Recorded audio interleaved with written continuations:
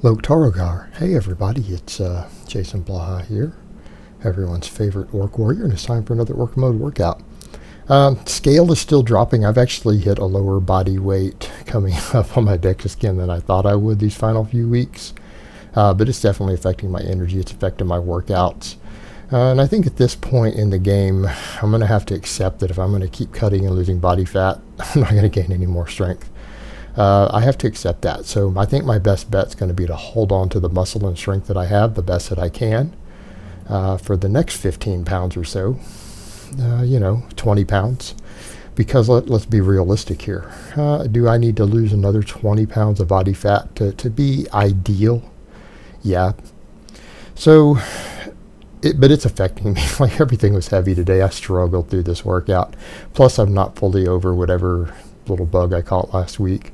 I've scheduled my DEXA scan, but no, I'm not going to say what day. I'm not going to say what time.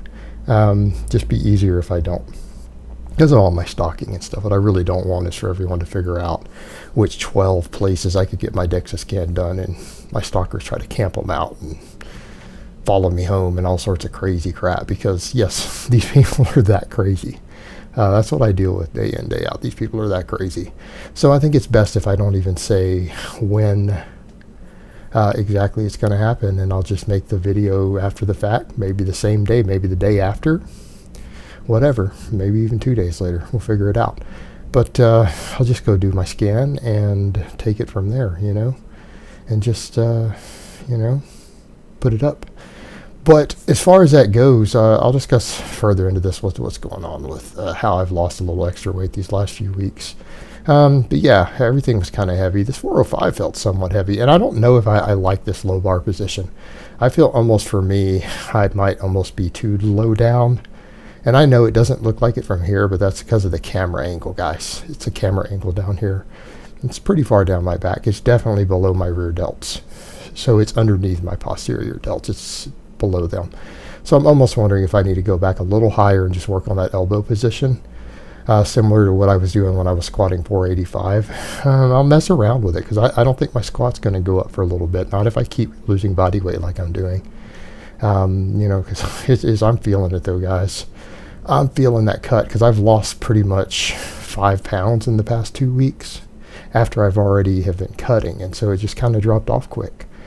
So how have I done that? All I've done is just eat a little less in the evening. That's literally all I've done. Without really even tracking anything. Like you guys saw there, that 435 was slow. Without really tracking anything, I've just tried to keep my protein higher. So normally evening meals, a lot of times where I would be eating carbs, I'm just snacking on chicken breasts or sipping protein shakes. Like literally while I'm sitting around relaxing doing stuff, like when you normally get the munchies when you're chilling, reading, or I'm hand loading or doing other things, what I'm doing during those time periods, I'm pretty much just sipping protein. I'm just sipping protein. Or eating, just munching on dry chicken breast in the evening. Just for satiety. And just by doing that alone, I've probably cut, 300 more calories a day or so out. 300 to 400 ballpark just by doing that instead of eating, more carbs or whatever in the evening. And I'm still eating a lot of carbs. Don't get me wrong. I don't want people to think I'm not following a high carb diet. I'm probably eating 400 grams of carbs every day. But that's not enough to maintain my body weight at my activity level. Between all the training and then the cardio I do, at my body weight, that's actually not enough to maintain weight. I've dropped 5 pounds in about 2 weeks, even on 400 or so grams of carbs. And that's a ballpark because I don't actually track my macros. But I bet you I'm eating at least 400 grams.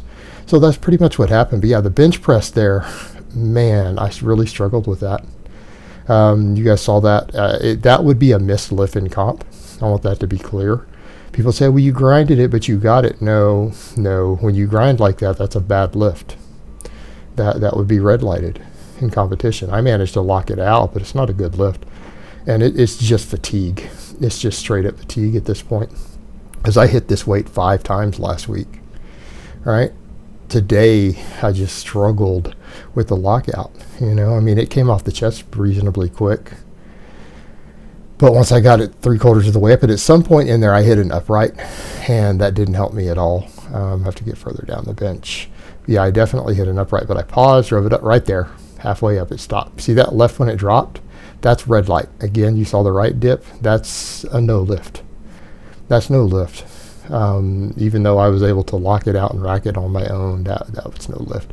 And my chest and my triceps were really hurting after that. That was a true all-out max for me. So instead of my normal 295, I just threw 225 on and decided to do back off a few reps. I just did 6 reps with a pause. And I don't know, guys, I'm going to have to just kind of do lighter back off work. I think at this point, just back off work to try to maintain size, to keep my energy turnover high. It's going to be the name of the game. I think that's what I'm going to have to do from here forward for a while, because that's kind of the other thing that we have to think about. Any strength that I lose cutting, because I've already had the strength at a higher body fat, muscle memory is a nice thing. As long as I maintain my muscle mass fairly well, I should be able to regain that performance through muscle memory. So, if I drop down another 20 pounds lighter, because I'm sitting at 228 right now, down to 228. Which is 11 pounds under my last DEXA scan. And I feel like I've gained lean mass throughout that 3 months at some points. So I'm hoping I will show some muscle gain. Any muscle gain at this point. I mean, the fact that I've lost 11 pounds as a more advanced lifter, if I can have gained a single pound of muscle with 11 pounds of body weight loss, I'll accept that as a decent achievement. I'll actually say that's okay. I'll be happy with that. And I think that's kind of what I'm going to need to do for the next one. I think this next DEXA scan, depending on what this percentage comes back, my body fat percentage, we want to be under 15% for the December one. I'm just going to have to keep moving forward with this cutting. And I think it would be better if I maintain weight going into the next DEXA and maybe just recomp from there, regain some of whatever I lose. But I might need to just continue what I'm doing. I'm going to take a cheat day after this DEXA scan, though. I've not had a cheat meal in 3 months. And, I'm a piggy. I'm a hippopotamus, guys. Let's just call it what it is. I like my food. And anyone who thinks that that's a lie, I don't know what delusional world you live in if you don't think that I like food. So I'm probably going to eat pizza. I'm going to eat pizza. And then the next day I'm going to go back into the cutting again. Because it's accountability, guys. I'm paying money for DEXA scans. And I'm cheap like that. That's one thing people will learn about me. Talk is cheap. But anytime I put any of my money, and I don't care how little it is, when I put my money somewhere on something, that's a powerful motivator for me personally. It's just the way I was raised as far as valuing our money and not throwing money away. Like that's a big, big deal to me. And so for me, because I'm buying these DEXA scans, I'm about to buy probably a package deal so that I get them slightly cheaper. I'm going to have the other ones already paid for, That's going to make me stick this through. That's a powerful motivator for me. And that's the thing. We all have to find our motivations, don't we? Sure, I'll make more money on YouTube if I get leaner. Yeah, I mean, that's a given. But that's funny that the way I think, I don't even think that way. I don't think, oh man, I'll make more money on YouTube if I get leaner and get abs and everything. I'm thinking, man, I'm investing my money in this DEXA scan. I'm going to get my money's worth out of it. And so for me, that's a powerful motivator. My cheapness, my fiscal shrewdness is actually a powerful motivator for me. So I think that's what's going to end up happening here. I would almost rather get down to the body weight that I think I'm going to need to be at for the next DEXA scan relatively quickly and then coast into it. Because doing it this time, because me wanting to get stronger and stronger early on so that, and then not worry about as much about the weight loss till I got closer to the end, only lost just a little bit. I had lost like 6 pounds. And then let it kind of drift back up. When I went on the creatine, I gained 3 pounds. And then it kind of just stayed. I dropped another couple over time, and it just sat there. And then the final 2 weeks, I did 5 pounds of cutting. That hasn't been the easiest way to go about this. I'm almost thinking I'd be better just getting down a little lighter and just recompositioning going into it so that I can feel strong going into the DEXA and not have a mad race to, oh man, I got to drop 5 pounds real quick so I don't look like a fat ass, like I messed this up,